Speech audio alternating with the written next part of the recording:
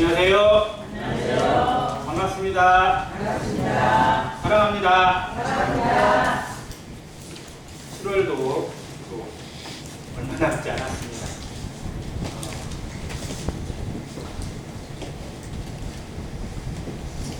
비가 많이 왔다고 해요. 보통 장마 때 오는 양의 2배쯤 이번에 왔다고 합니다. 많이 내린대요. 충북 평양이나 익산이나 뭐 이런 지역이 좀 많이 왔다. 그래도 노아의 옥에 비하면 도둑지열이라는 생각이 좀 듭니다. 그 며칠 어느 날 좀 갑자기 좀 많이 오는 거, 하루에 한 300mm, 400mm 이 정도에 의해서도 사람의 삶이 위태로워지고 모든 환경들이 무너지고 또 굳건하다고 생각했던 모든 것이 아무것도 아닌 것으로 흘러가고 젊은 사람들이 갑작스럽게 죽음을 당하고 멀쩡했던 집이 토사에 의해서 밀려 내려가는 그런 일들을 겪게 됩니다. 그런데 정말 하나님의 심판의 손길이 임했을 때 얼마나 무서울지, 얼마나 끔찍할지, 또 얼마나 감당할 수 없을지 한번 생각해 보게 됐습니다. 사람들이 우리 많이 구원하고 넘치고 하는 모습을 보면서 노아의 홍수를 흔히 떠올리고 연상을 하는데 정말 이건 아무것도 아닌 거죠. 하나님이 그나마 어떻게 보면 자연재해를 조금이라도 정화시키기 위해서 이 정도 허락하시는 것이지 작정하시고 부으시면 감당할 수 있는 인생, 감당할 수 있는 나라 아무도 없습니다. 하나님 앞에 살아간다는 것 자체가 은혜고 하나님이 보호하신 가운데 있다는 것이 은혜고 정말 하루하루를 은혜 가운데서 감사함 가운데 살아가게 되기를 간절히 바랍니다. 오늘 구약 성경을 통해서 살펴보기로 하는데 먼저 퀴즈를 하나 드리겠습니다. 성경의 인물들 가운데 태어날 때 작정되고 태어난 사람들이 있어요. 얘는 태어나면 포도주를 먹이지 않고 머리에 칼을 대지 않는 뭐라고 부르죠? 그 사람들을 나시린이라고 부릅니다. 나시린의 서원을 통해서 태어난 아이들인데 성경에 실제로 나시린의 서원은 있지만 실제 나시린은 많지는 않거든요. 대표적인 사람 누가 있죠? 삼손. 또 삼손밖에 없나? 저는 진짜 이 사람이 아니라 딴 사람을 쓰는 거예요. 진짜 나시린 누구예요? 사무엘이. 자, 그럼 이 삼손과 사무엘 중에 진짜 누가 나시린 같아요? 삼손은 나시린으로 살아가야 될 사명을 제대로 했을까요? 못했을까요? 되게 부끄러움만 끼쳤죠. 자, 진짜 나시린의 삶을 보여줘 하나님께 영광 돌리는 사람은 누구라고요? 사무엘입니다. 이 사무엘을 통해서 그리고 사무엘을 기도로 낳은 어머니 누구죠? 한나를 통해서 한번 성도의 기도 그리고 자녀 양육 그리고 우리의 신앙에 대해서 한번 살펴보는 시간이 되기 원합니다. 사무엘상 보겠습니다. 사무엘상 1장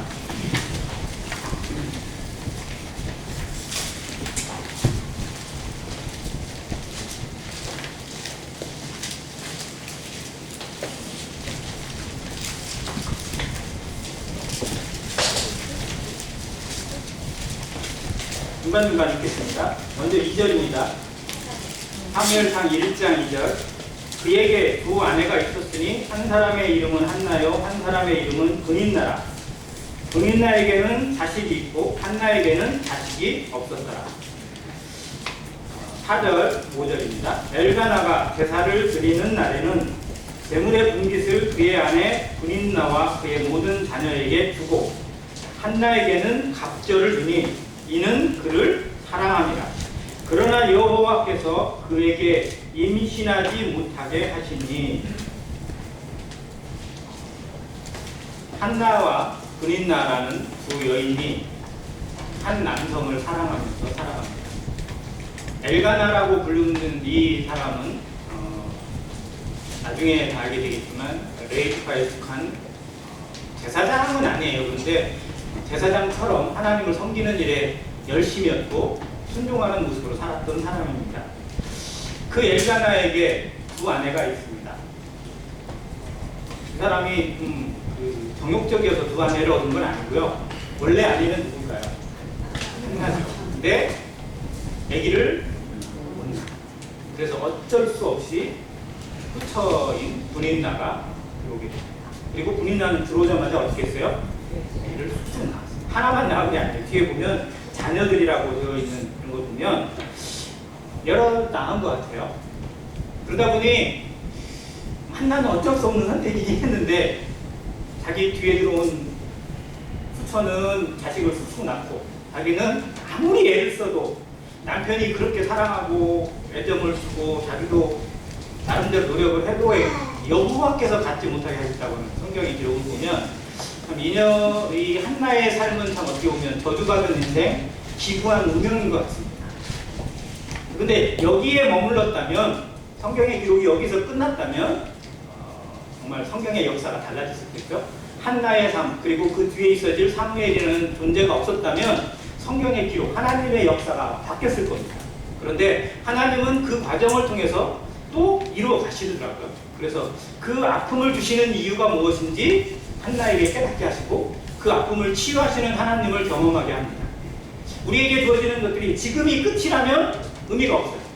지금 있는 고통이나 어려움이나 현실은 하나님을 더 경험하기 위한 통로일 뿐이지 이게 마지막은 아니라는 겁니다. 끝은 아니라는 거예요. 그래서 우리의 기도는 하나님의 마음으로 하나님이 이것을 허락하신 이유를 바라봐야 됩니다.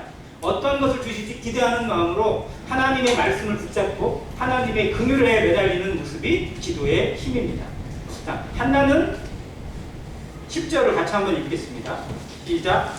한나가 마음이 괴로워서 여호와께 기도하고 통곡하며. 마음이 괴로우면 기도가 잘 나올까요? 안 나올까요?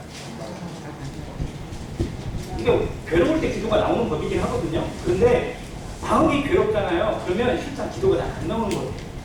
왜냐하면 자기 마음에만 머물러 버려요. 하나님을 보지 못하고 자기 현실만 보게 돼요. 그래서 원망이 나오고 시기가 나오고 분노가 나오게 됩니다. 여기에 머물러서 살아가는 성도들이 너무 많아요. 그래서 계속 비교만 해요. 저 사람은 저러는데 왜 나는 이런가? 저 교회는 그러는데 왜 우리 교회는 이 모양일까? 저 사람은 저렇게 잘 되는데 왜 우리 가정은 이렇게 힘들까? 왜 나는 안 될까? 여기에만 머물러 있다 보면 하나님에 대한 기도를 배울 수 있는 기회를 걷어차는 겁니다. 한나에게는 분명 괴로움이 있었어요. 누구보다 남편을 사랑합니다. 남편도 역시 자기를 더욱 사랑해요. 그런데 정말 소망이 되는 자녀가 없어요. 남편이 뭐라고까지 얘기했냐면요. 이 말을 하면 아내에게 도움이 될지 안 될지 모르겠어요. 8절에 끝을 읽겠어요. 내가 그대에게 뭐보다 열 아들보다 낫지 아니하냐. 이 말을 들으면 아내가 그래 당신이 있으니까 됐어 라고 할까요? 아무리 남편이 잘해줘도 이 바닥에 한계는 있었던 것 같아요. 오히려 이 말이 더 가슴을 아프게 해요. 그런데 정말 중요한 건 뭐냐면 그런 남편이 사랑하면 할수록 누가? 옆에 있는 분인나가 어떻게 해요? 더 얄미운 짓을 하는 거예요. 애기를 막 더 끌고 와가지고 막 애들을 자랑을 시키고 형님이라고 불렀을지 안 할지 모르겠어요. 형님은 이런 거 없지? 막 그러면서 애기 자랑을 더더욱 하면서 막 애들한테 아버지한테 품에 가서 안기라고 하고 뭐 이런 식으로 아마 했던 것 같아요. 그래서 한나가 마음이 너무 괴롭습니다. 그런데 여기 성경의 원문에 보면요 어떻게 되냐면 두 구절로 나눠져 있어요. 한나는 마음이 너무 괴로웠다. 그래서 한나는 여호와께 기도하고 통곡하였다라고 되어 있어요. 그래서가 붙어 있어요. 자, 한나는 자신의 마음에 있는 분노와 다른 사람에 대한 원망, 자기를 괴롭게 하고 힘들게 하는 분인나, 자기에게 어떻게 보면 정말 마음에 짐만 주는 남편에 대한 것 자체를 초월해서 누구를 바라봤냐면 여호와를 바라보고 기도했습니다. 이것이 한나가 하나님 앞에 위대한 모습으로 기록될 수 있는 첫 단계였습니다. 성도는 극한의 상황에 뭔가 달라야 돼요. 누구나 다 어려운 상황을 만납니다. 힘든 상황을 만나게 되어 있어요. 그런데 그 순간에 세상 사람과 똑같이 생각하고 똑같이 행동한다면 우리의 이름이 하나님 앞에 기록될 수 있는 여지가 사라집니다. 우리는 세상의 이름을 남기고자 하는 거예요. 하나님 앞에 우리의 이름이, 우리의 열매가, 하나님 앞에 우리의 기도가 상달되기를 원한다면 그 순간에, 그 절대절명의 순간에 뭔가 다른 생각이, 다른 결단이 나와야 됩니다. 이것이 기도로 승화되고 하나님 앞에 순종으로 승화되기를 간절히 원합니다. 결정의 순간에 기도할 수 있는 성도, 가장 어려운 순간에 순종할 수 있는 성도, 그 성도를 통해서 하나님이 어떻게 일하시고 어떠한 역사를 만들어 가시는지가 성경의 증거입니다. 이게 사무엘상입니다. 자, 한나라는 사람을 조금 살펴볼게요. 한나라는 이름은 구약 성경의 가장 중요한 단어 중에 하나는 히브리어 중에 헨이라는 단어가 있어요. 헨. 여기에서 헤세드가 왔어요. 흔히 말해서 구약 성경에 나타난 하나님의 마음을 관통하는 단어가 헨입니다. 이게 은혜라는 뜻이에요. 이게 히브리어로 헨인데요. 헬라어로 신약 성경으로 가면 전에 한번 말씀드렸죠. 카리스가 됩니다. 카리스. 은혜라는 뜻이에요. 그 은혜에서 카리스마, 은사가 왔고요. 그리고 유카리스티아라고 하는 우리가 성찬드림, 감사가 왔습니다. 아무튼 이 은혜라는 단어를 뜻하는 헨에서 파송된 단어가 한나입니다. 그래서 한나라는 뜻은 은혜를 입다, 사랑스럽다라는 뜻이에요. 정말 아름다운 이름입니다. 그런데 그의 이름에 은혜를 입었는데 그의 이름은요, 실상 자신의 삶을 돌아보면 은혜가 없는 것 같아요. 은혜가 바닥난 것 같고 은혜에 메말라 있습니다. 그런데 하나님이 그에게 진짜 이름값을 해주시게 하고 그 이름의 가치를 드러내게 하시는 역사를 보여주신다는 겁니다. 우리에게 주신 성도라는 이름, 하나님의 자녀라는 이름, 교회라는 이름, 왕같은 제사장이라는 신분이 우리를 통해서 어떻게 역사되어질지, 얼마나 놀라운 빛을 발하게 될지 기대하고 또 그것에 대해 매달리는 성도가 되시기 바랍니다. 우리에게 주신 새로운 이름들이 있잖아요. 신분이 있잖아요. 이것을 드러내는 성도가 되기 위해서 나의 삶을 통해서 어떻게 이 가치를 드러낼 것인지, 어떻게 이 이름값을 하게 할 것인지 기도하는 성도 되시기를 간절히 바랍니다. 한나는 기도했습니다. 그리고 거기에 대해서 기도하는 제목이 바뀌었어요. 자, 간절히 매달리는 기도의 특징이 뭐냐면요, 자기 위주로 드려요. 강구의 기도를 드리다 보면요, 하나님의 마음을 살피는 것보다 내 필요만 구할 때가 더욱 많아요. 그래서 급해요, 간절해요, 아파요, 뭐가 없어요. 그러면 그것에만 매달려요. 낫게 해주세요, 뭐 해주세요, 뭐 해주세요, 뭐 해주세요, 이렇게 가기 쉬워요. 그런데 한나의 기도는 뭐가 달랐냐면 하나님의 뜻을 살피는 기도가 되었어요. 그래서 만약 하나님께서 나를 긍휼히 여기시고 나에게 자녀를 주신다면 이 자녀를 어떻게 드리겠다는 거예요? 하나님을 위한 도구가 되겠다는 거예요. 하나님의 영광을 위한 것으로 바뀌었어요. 즉 우리의 삶이 범사의 예배의 삶이 되는 것이 하나님의 뜻이잖아요. 우리가 이걸 전부 잘 알아요. 왜? 예배는 받은 것을 돌려드리는 거니까. 그래서 감사로 돌려드리는 거고 기쁨으로 돌려드리고 헌신으로 돌려드리는 거잖아요. 이게 돼야 된다는 걸 너무 잘 알아요. 로마서 12장 1절에 그러므로 형제들아 내가 너희 하나님의 자비를 너희를 권하노니 너희 몸을 하나님이 기뻐하시는 거룩한 산 제물로 드리라. 이것이 너희가 드릴 영적 예배니라. 우리의 삶이 예배라는 걸 압니다. 그런데 정작 돌려드리는데 우리는 인색해요. 내 것인 줄 착각하는 거예요. 옛날 복음성가 중에 주님 것을 내 것이라고 고집하며 살아왔네라는 그런 찬양이 있더라고요. 주님 것을 내 것이라고, 내 것인 것처럼 착각하고 고집하며 살아왔어요. 내 이름으로 되었으니까 내 건 줄 알고, 내가 낳았으니까 내 자식인 줄 알고, 내 손에 있으니까 내 건 줄 착각합니다. 하나님의 허락이 있었고 하나님이 허락하시고 그걸 통해서 하나님께 영광을 돌리라고 주신 것인지 깨닫지 못하고, 근데 한나는 자식이 없는 그 상황 가운데 간절히 자식을 원했는데 이 자녀를 주시면, 이 아들을 주시면 내가 하나님께 돌려드리겠습니다. 하나님 앞에 쓰는 도구가 되고 하나님의 성전에 살고 내 품을 떠나서 하나님께 맡기겠습니다 라고 기도를 드렸어요. 이게 서원기도입니다. 성경에 서원기도가 몇 번 나오는데요, 서원기도를 함부로 드렸다가 망한 사람도 있어요. 진짜 대표적인 사람이 누굴까요? 입다요. 정말로 어떻게 보면 약간의 치우쳐서 감정적으로 드렸던 그 서원기도 때문에 외동딸을 그냥 그대로 그냥 주게 했잖아요. 이게 함부로 하나님께 드리는 것 자체가 정말 무서운 거거든요. 작정하지 않으면, 기도하지 않으면, 순종으로 자신을 쳐서 복종시키지 않으면 이 소원이 함부로 못 드립니다. 그런데 우리가 마음이 뜨거웠을 때 함부로 소원할 때가 있어요. 하나님이 그 소원을 기억하시고 나중에 갚으신다고 생각하시기 바랍니다. 근데 이 한나는 정말 작정하는 마음으로 기도를 드렸어요. 그런데 그 기도의 모습이 너무 간절해가지고요. 어떻게 보면 옆에서 이렇게 딱 봤을 때 좀 이상한 것 같아요. 누가 보고 있었어요? 엘리가 옆에서 딱 보니까 오랫동안 기도하고 있는데 뭔가 좀 자세가 이상해.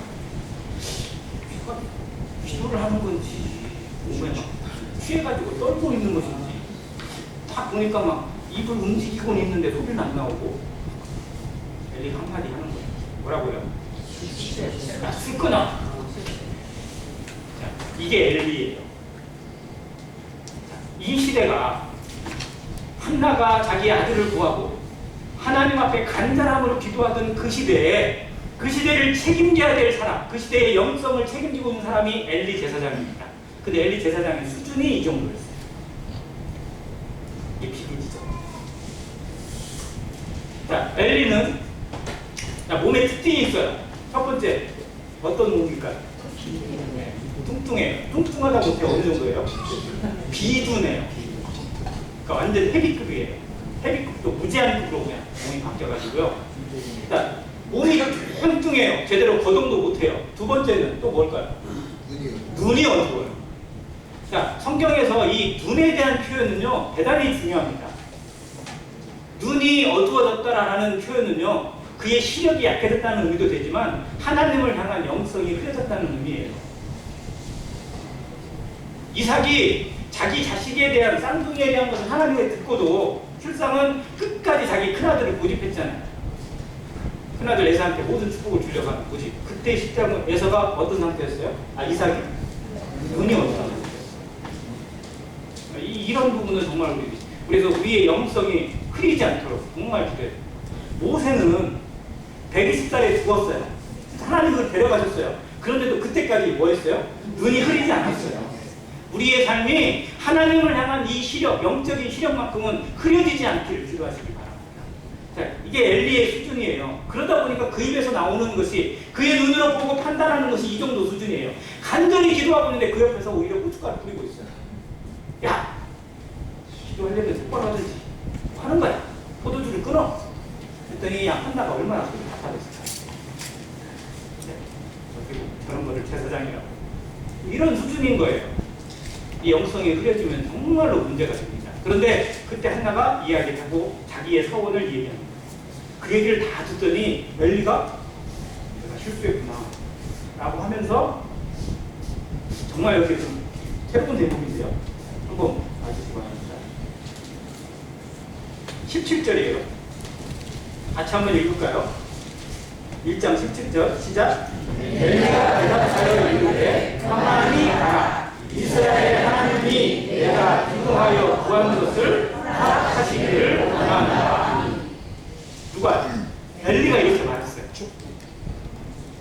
그러니까 엘리도 어떻게 보면 한나에게 고백을 듣고 간증을 듣고 나서 정말 제가 잘못 생각했구나. 이런 사람도 있구나 라고 생각해서 정말 그 마음에 감동되어서 축복을 하는 거예요.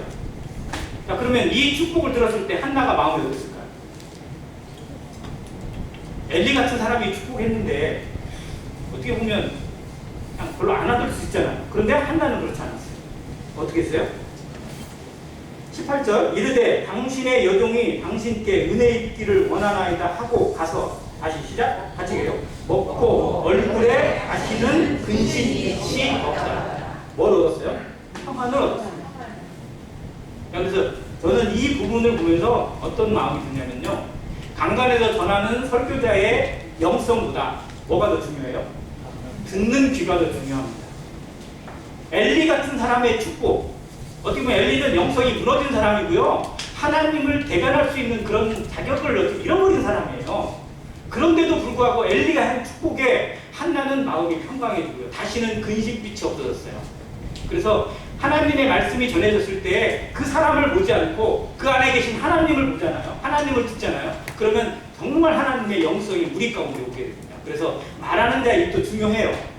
그러나 듣는 자의 귀가 더더욱 중요하다는 것을 이 한나를 통해서 생각해 볼 수 있어요.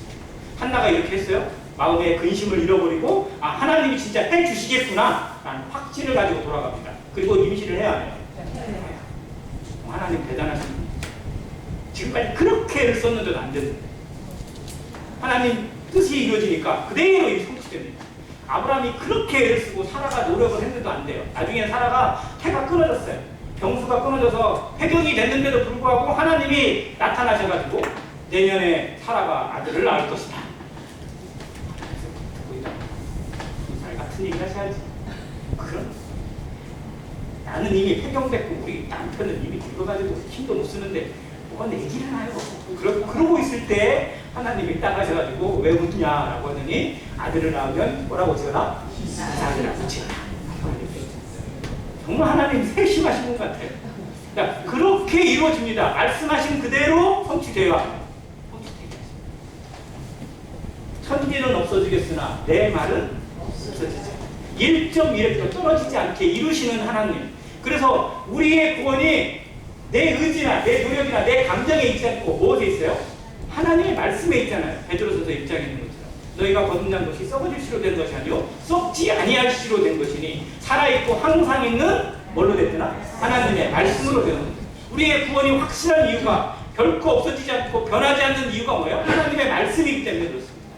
이 말씀이 살아 역사되어지는 걸 경험하는 것, 이것이 우리의 신앙이고요 우리의 기도입니다. 한나는 그걸 경험했어요. 그리고 아들을 낳았습니다. 그 아들의 이름을 뭐라고 지었다고요? 사무엘. 사무엘의 이름의 뜻은 뭘까요?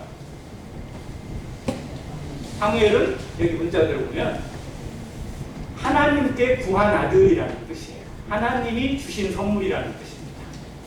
그러면 우리 모두가 사무엘 맞죠? 하나님이 주신 선물.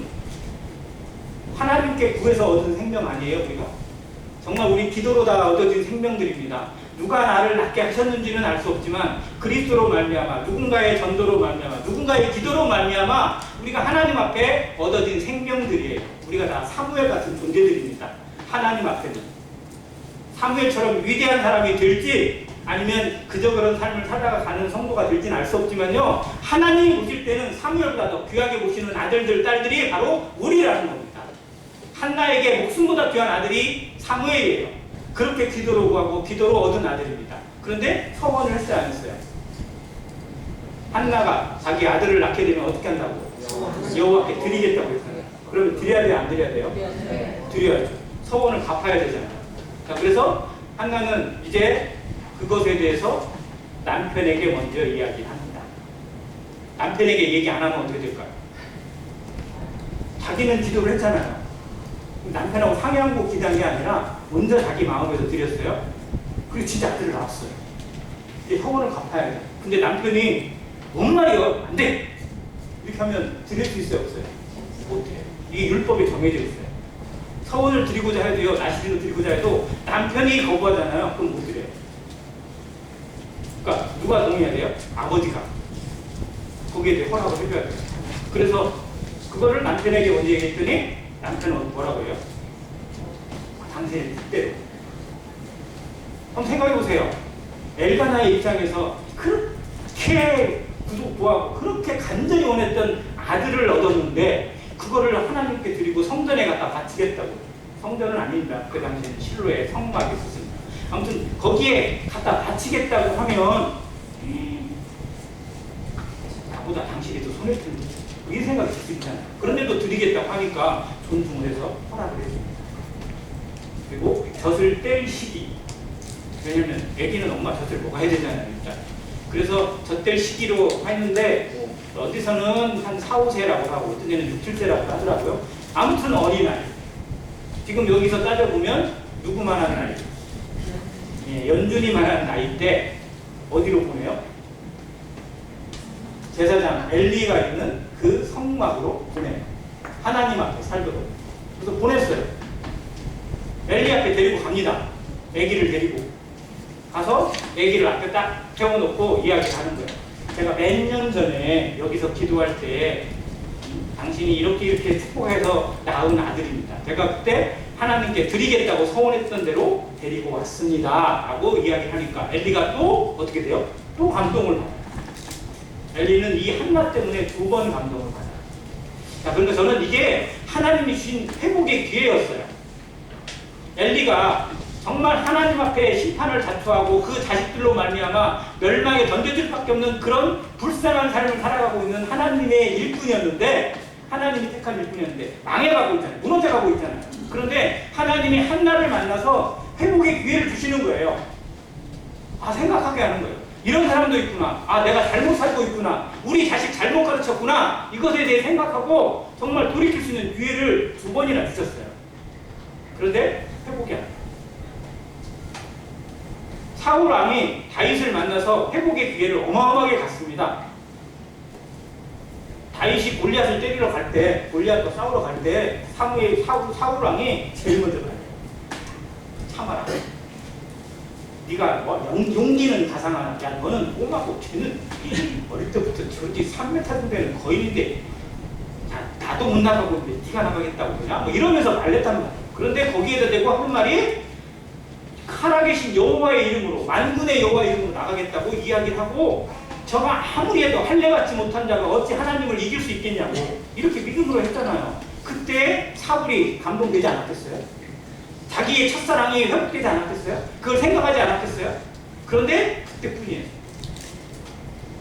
자, 그 다음에 사울이 이제 막 정말 귀신으로 혼미해져가지고 다윗을 죽이려고 막 하다가 이 동굴에 갔어요. 동굴에 있다고. 근데 거기에 하나님이 오히려 거꾸로 사울은 잠들게 되고요. 다윗이 와가지고 어떻게 해요? 사울을 죽일 수 있는 기회가 있었어요. 그래서 막 옆에 있는 부하들을 죽여버리자고, 이를 끝장내버리자고. 근데 여호와의 기름 부음 받은 자를 내 손으로 죽일 수 없다고, 하나님께 맡기겠다고 하면서 저라고 살짝 대가요. 그리고 나중에 이야기하잖아요. 그때 사울이 막 깨달아. 내 아들 다윗아, 내가 잘못했다. 정말 미안하다. 너는 정말 하나님이 택한 그릇이 맞구나. 막 그렇게 눈물로 얘기를 하고 회개한 것처럼 해요. 근데 또 며칠 지나고 나니까 근데 다윗 죽여야 돼. 또 군대들이 또 나가는 거예요. 회복되는 것 같은데 회복을 잃어버려요. 이게 정말 불쌍한 겁니다.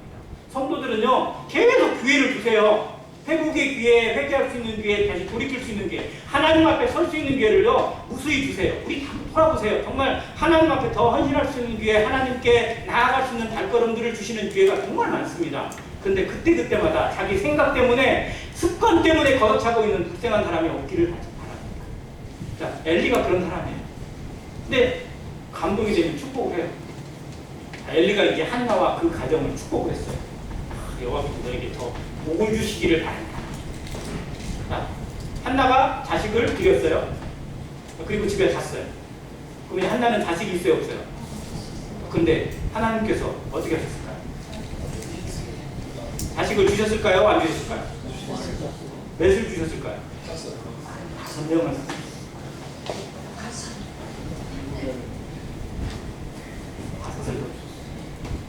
하나님 대단하지 않으세요? 그동안에 그렇게 안 줬는데 하나를 드리고 나니까 몇 배로? 5배로.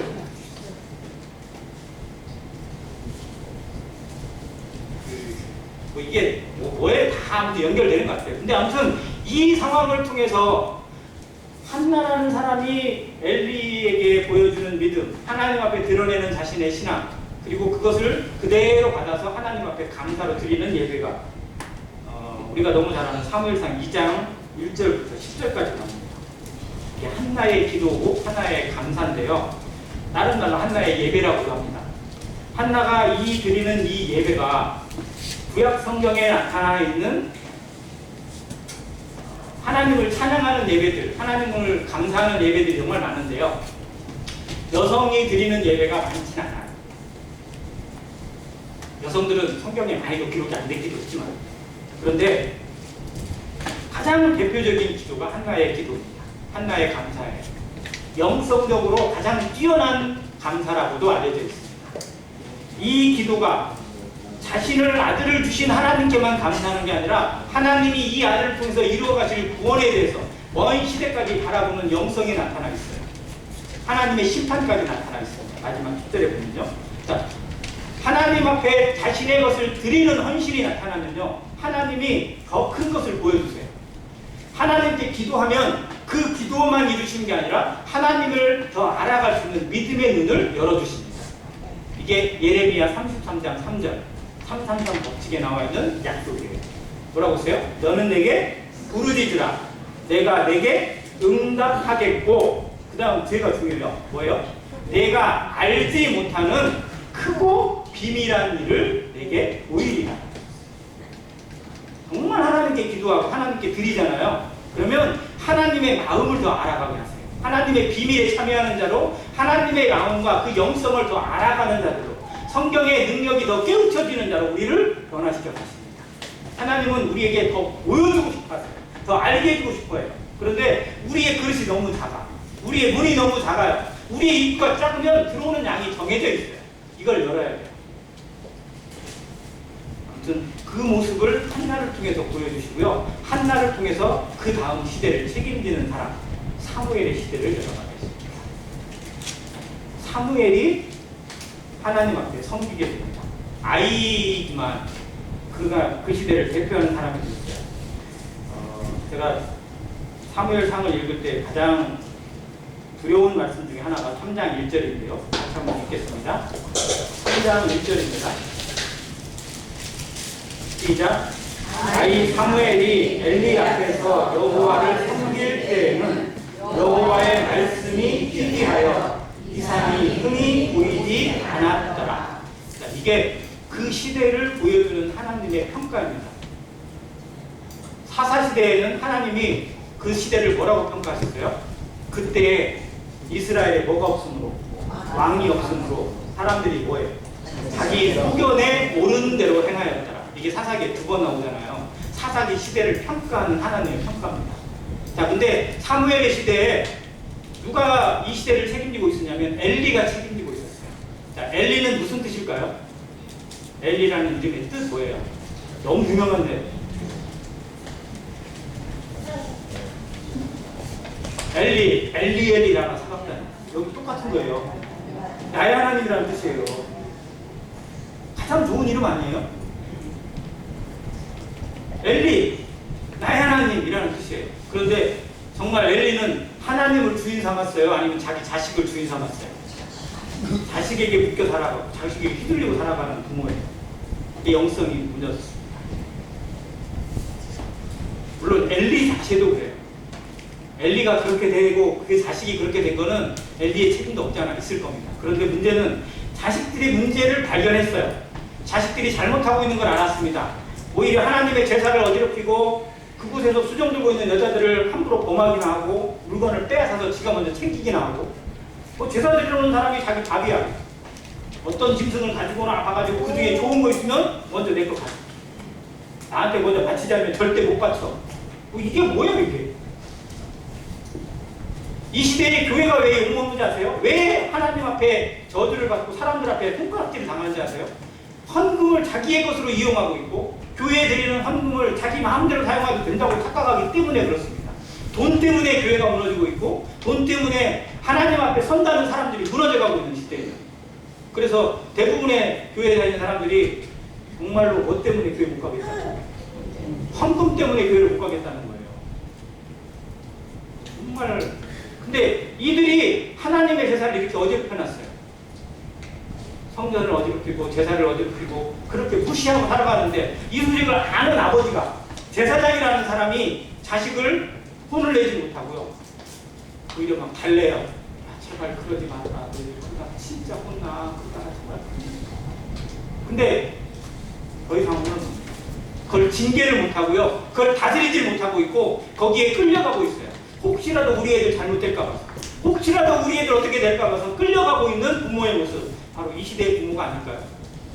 정말 요즘에 계속 나오는 소식, 저도 정말 교사들이 당하는 그 모습을 보면서 또 서울에 있는 한 교사가 안타깝게 목숨을 끊은 소식을 들으면서 그 부모가 어떻게 했는지, 또 6학년짜리 약간은 좀 그 이상에 있는 자녀가 담임을 정말 있는 자리에서 애들이 보는 앞에서 막 그렇게 폭력하고 두드러 패가지고 전치 3주의 부상을 입혔는데, 선생은 여기에 대해 대항하거나 뭐 하면 진짜로 큰일 나요. 왜 지금까지 그렇게 당해왔으니까. 그래 그냥 피하고 숨어서 가냐고 하는데 결국은 병원에 입원했어요. 이 트라우마 때문에 학교를 갈 수가 없고 그 학교를 만날 수가 없어요. 그런데 그 부모라는 사람이 오히려 선생을 조소했어요. 그 학교를.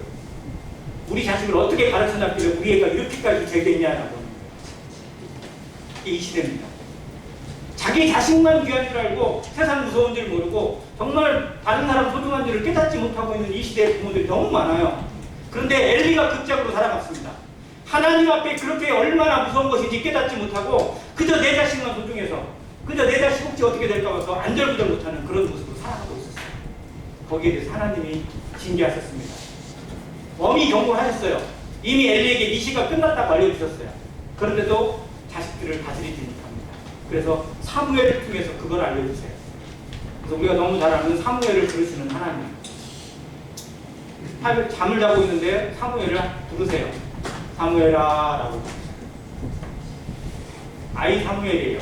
몇 살인지는 나와 있지 않지만 뭐 적어도 10살 이내였지 않을까. 뭐 이 정도였을 거라고 생각이 됩니다. 초등학생 수준.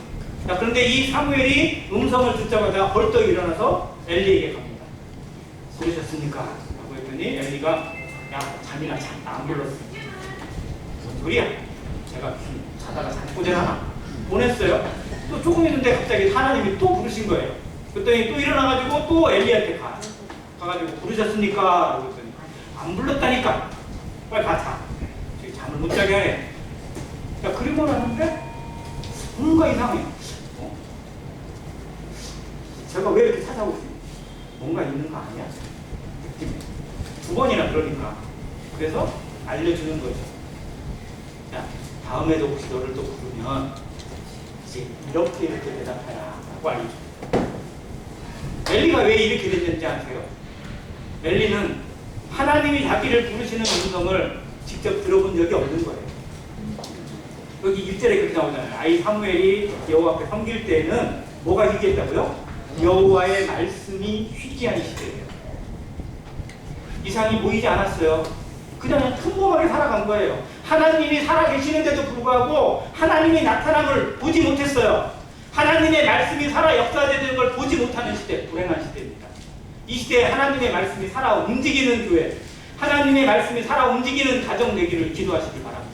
하나님의 말씀이 내 안에서만큼은, 내 속에서만큼은 살아 역사되어지기를 기도하시는 성도 되시기 바랍니다.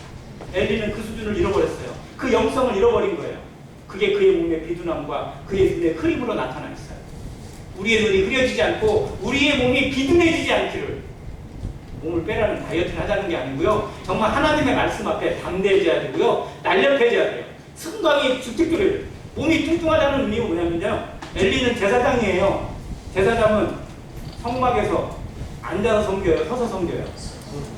서서 섬기잖아요. 제사장마다 매일 서서 섬기며라고 히브리서에 나와 있잖아요. 근데 엘리는요 서서 섬길 수가 없어요. 그래서 어떻게 했을까요? 특별 의자를 만들어놨어요. 의자에 딱 앉아가지고 몸이 너무 무거워가지고요 정말 혼자서 잘 일어나지도 못해. 그러다 나중에 자기 자식들 죽었다고 성막에 언약궤 뺏겠다는 소식을 듣자마자 어떻게 됐어요?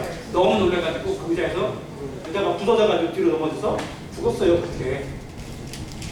아무튼 그 엘리는요 하나님의 말씀을 제대로 들어본 적이 없는 거예요. 불쌍한 겁니다. 그러다 보니까 아이가 찾아와가지고 이야기를 하니까 하나님이 부르셨다는 생각보다는 제가 좀 이상하다고 생각을 했어요. 근데 몇 번을 듣고 나니까 하나님이 나타나신다.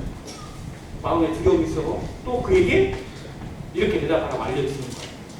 그런 다음에 그 다음날 아침에 사무엘아 사무엘아 하는 음성에 사무엘이 이제 자세를 취하고 하나님 앞에 주여 말씀하시고 주의 종이 듣겠나이다 라고 자세를 취합니다.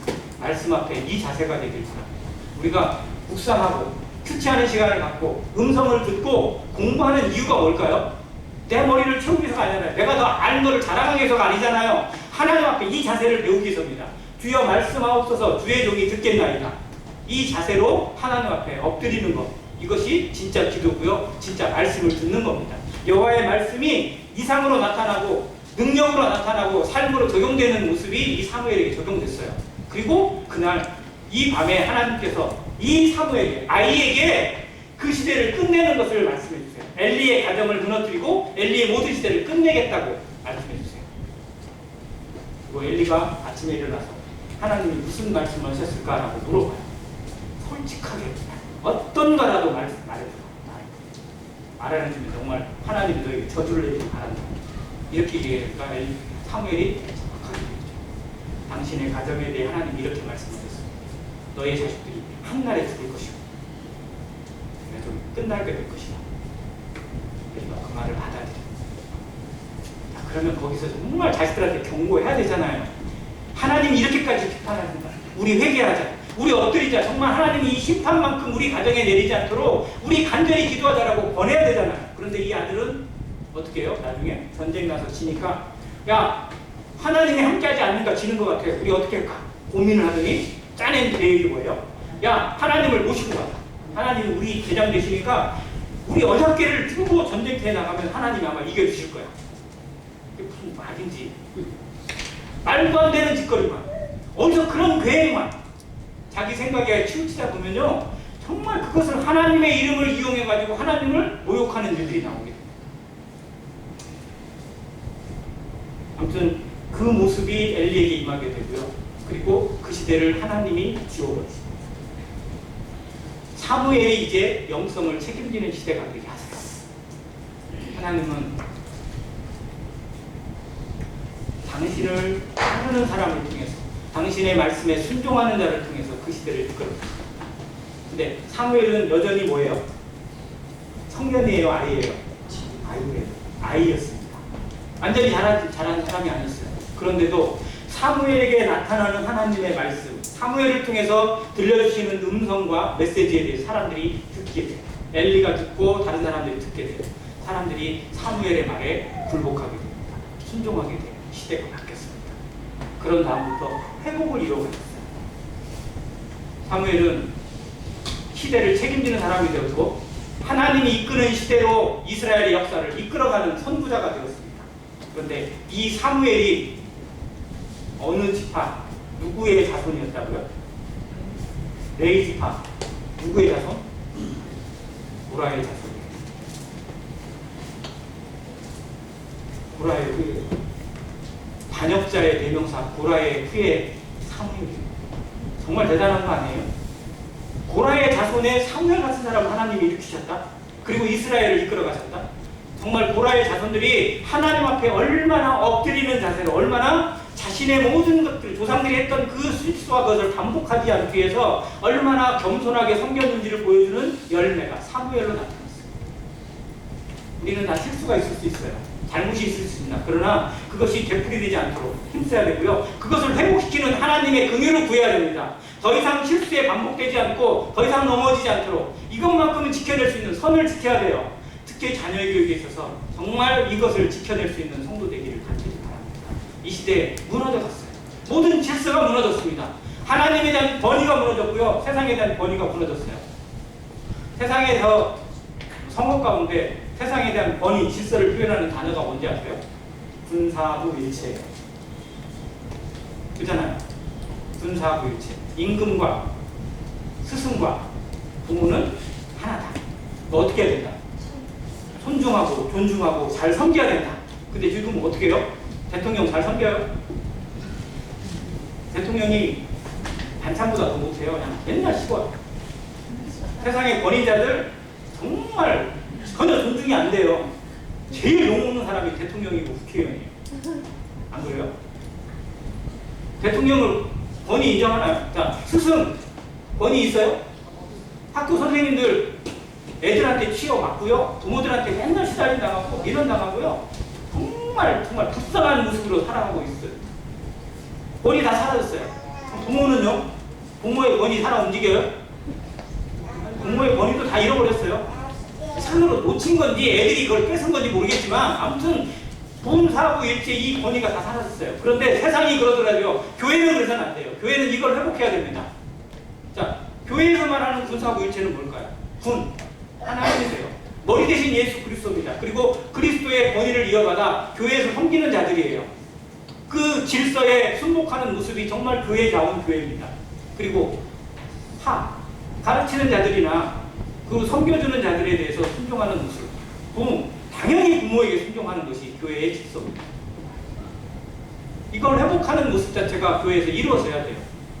이 시대의 모습이 아무리 어떻든지 간에 이 시대를 살아가는 사람들이 어떤 모습으로 살아든 간에 성도도 이걸 지키고자 노력해야 되고요. 이걸 위해 기도해야 됩니다. 우리의 가족들이 얼마나 무너져 있는지, 우리의 자녀들이 얼마나 어려운 가운데 처해 있는 그 상황을 생각하고요. 그들이 더 안전한 가운데, 더 굳건한 가운데 설 수 있는 모습으로 우리는 어떤 본을 보여야 될 것인지, 어떻게 이끌 것인지 기도하시는 성도 되길 바랍니다. 자기 자녀를 위해서, 자기 아들을 위해서 기도했던 어머니들이 참 많아요. 이 시대에 수많은 어머니들이 그렇게 자녀를 위해서 기도했습니다. 자녀 교육에 부모, 아빠의 책임도 많지만요, 더 큰 영성의 책임은 엄마에게 있는 것 같아요.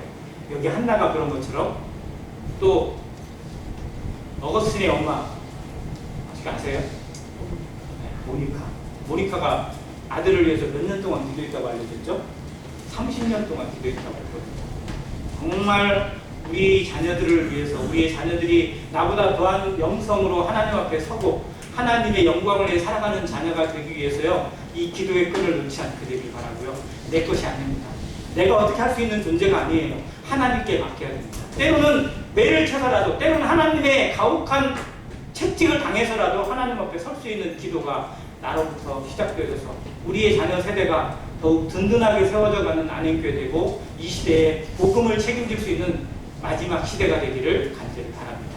이상입니다.